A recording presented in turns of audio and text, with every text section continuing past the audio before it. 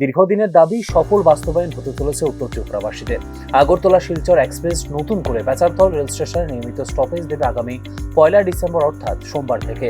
Rail কর্তৃপক্ষের এই সিদ্ধান্তকে কেন্দ্র করে দিনটি বিশেষভাবে চিহ্নিত করতে পেচারথল স্টেশনে আয়োজন করা হবে আনুষ্ঠানিক পতাকা উত্তোলন অনুষ্ঠান।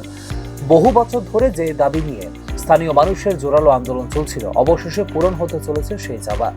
এতদিন পেচারথল ও আশেপাশের এলাকার যাত্রীদের শিলচরগামী বা আগরতলাগামী এক্সপ্রেস ধরতে ছুটতে হতো কুমারঘাট বা ধর্মনগর স্টেশনে।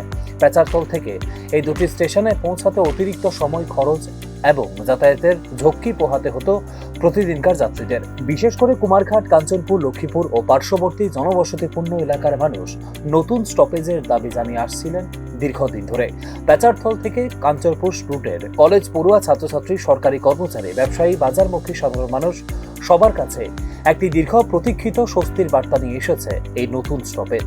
বিগত কয়েক বছরে পেচারথল এলাকায় যাত্রী সংখ্যা বেড়েছে উল্লেখযোগ্যভাবে। এলাকায় স্থায়ী এবং অস্থায়ী জনসংখ্যা বৃদ্ধির পাশাপাশি শিক্ষা প্রতিষ্ঠান, ব্যবসা কেন্দ্র এবং সরকারি দপ্তরে বিস্তারের কারণে রেল পরিষেবার প্রয়োজনীয়তা হয়ে উঠেছে আরও তীব্র। স্থানীয় জনসাধারণ, বিভিন্ন সংগঠন এবং জনপ্রতিনিধিদের ধারাবাহিক দাবির প্রেক্ষিতে অবশেষে অনুমোদন মিলে আগরতলা থেকে শিলচর এক্সপ্রেসের নতুন স্টপেজ চালুর ঘোষণা দেওয়ার পর থেকে উৎসব উচ্ছ্বাসের পরিবেশ তৈরি হয়েছে এলাকায়। উত্তর ত্রিপুরা জেলার যোগাযোগ আরও সহজ হবে এই নতুন স্টপেজ চালুর ফলে।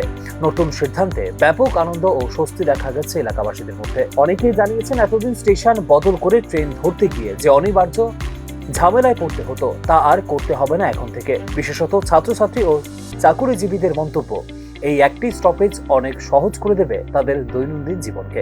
Bureau report, news now.